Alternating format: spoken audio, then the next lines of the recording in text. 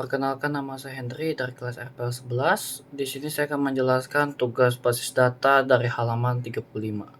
Oke, untuk soal pertama, berikut pernyataan yang tidak benar tentang penggunaan file kabinet untuk menyimpan data.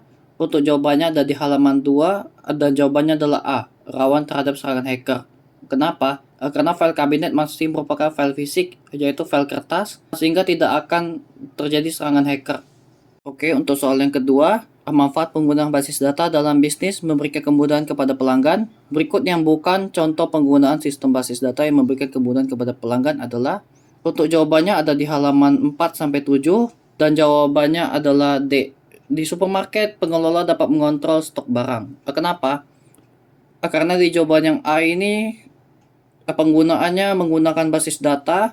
Ada untuk jawaban yang B juga penggunanya menggunakan basis data. Dan yang C juga menggunakan basis data, dan yang E juga menggunakan basis data. Jadi salah satu jawaban yang kurang itu adalah D. Di supermarket, pengelola dapat mengontrol stok barang. Untuk nomor 3 ini, perhatikan uraian berikut. Yang pertama ada primary key, yang kedua ada foreign key, dan yang ketiga ada index, dan keempat ada trigger. Komponen yang terlibat dalam sebuah relasi antara dua tabel di basis data adalah, untuk jawabannya ada di halaman 25, dan jawabannya adalah A, 1 dan 2.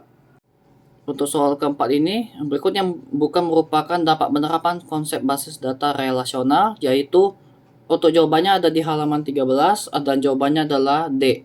Redundansi data dapat lebih sering terjadi, karena basis data relasional ini lebih aman daripada basis data flat file. Untuk soal yang kelima, penggunaan arsitektur 3 level membuat proses pemeliharaan basis data menjadi lebih mudah. Pernyataan yang kurang tepat tentang arsitektur 3 level adalah, untuk jawabannya ada di halaman 16-20, dan jawabannya adalah E. Perubahan skema internal tidak akan mempengaruhi pengguna. Kenapa? Jika kita melihat jawaban A, merupakan standar dari ANSYS Spark, itu terdapat di halaman 16, dan di jawaban B, constraint data diatur di level konseptual, itu juga ada di halaman tersebut. Dan yang C, memberikan keamanan data yang lebih baik, itu juga ada. Dan yang D, sesuai digunakan untuk basis data flat file dan relasional, ini juga termasuk. Jadi pernyataan yang kurang tepat tentang arsitektur 3 level, untuk jawabannya adalah E, perubahan skema internal tidak akan mempengaruhi pengguna. Untuk soal yang keenam, teknik enkripsi merupakan metode untuk menjaga keamanan data.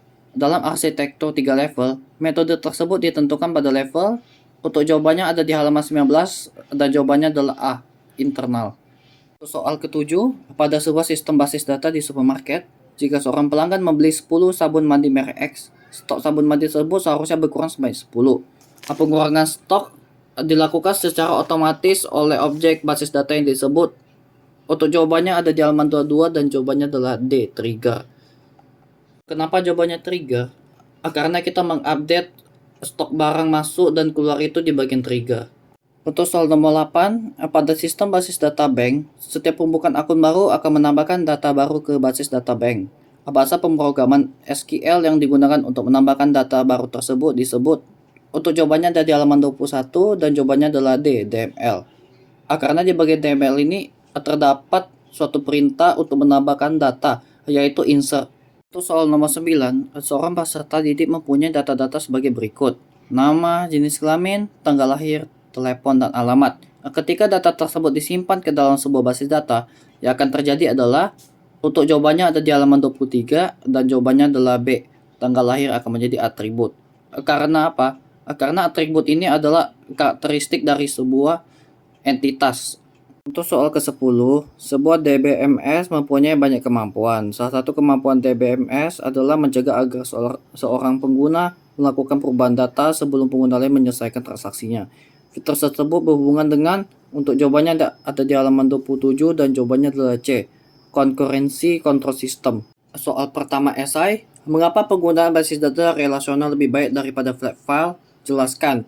Untuk jawabannya ada di halaman 13-14, dan jawabannya adalah, basis data relasional memberikan kemudahan dalam pemeliharaan basis data dibandingkan dengan flat file.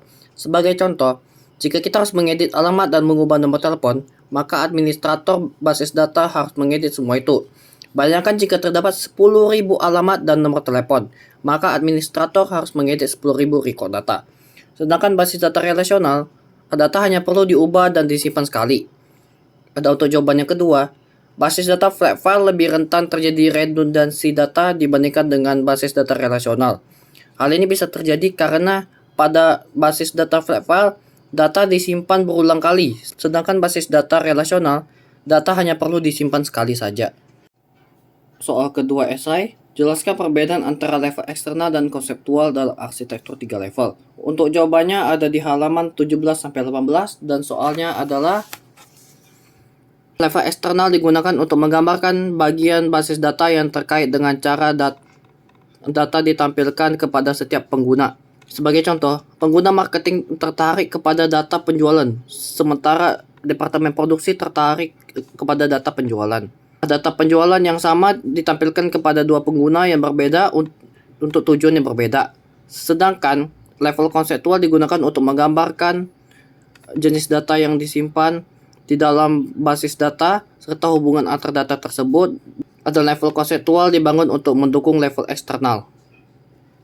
Untuk soal ketiga esai, jelaskan kemampuan yang dimiliki oleh sebuah DBMS yang berhubungan dengan keamanan dan integritas data. Untuk jawabannya ada di halaman 27-28. Dan jawabannya adalah layanan untuk integritas basis data. Integritas basis data merujuk pada kemampuan DBMS untuk menjaga kebenaran dan konsistensi data yang tersimpan. DBMS harus mampu menjaga data dari kemungkinan pelanggaran terhadap aturan yang telah ditetapkan. Sebagai contoh, jika terdapat aturan yang tidak boleh meminjam lebih dari 5 buku secara bersamaan, maka DBMS harus dapat memeriksa dan menerapkan aturan tersebut. Selanjutnya soal keempat bagian esai, jelaskan beberapa pengguna sistem basis data dalam organisasi dan cara sistem tersebut memberikan kemudahan kepada pelanggan organisasi. Untuk jawabannya ada di halaman 4 dan jawabannya adalah transportasi online membangun sebuah aplikasi yang memungkinkan pengguna dapat memesan layanan taksi atau ojek secara online.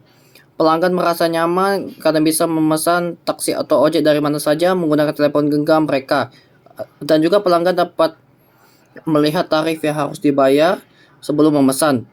Hal ini dapat terjadi karena aplikasi yang dibangun oleh perusahaan taksi dan ojek online didukung oleh sebuah sistem basis data yang mumpuni. Untuk soal yang terakhir esai, apa yang dimaksud dengan istilah record, sel, kolom, dan baris? Jelaskan. Untuk jawabannya ada di halaman 10 dan jawabannya adalah record seperti barisan menyamping dari kiri ke kanan. Sel itu seperti satu kotak dalam suatu tabel. Dan kolom itu seperti barisan dari atas ke bawah. Dan yang terakhir baris sama seperti record, yaitu dari kiri ke kanan. Sekian dari penjelasan saya hari ini. Terima kasih.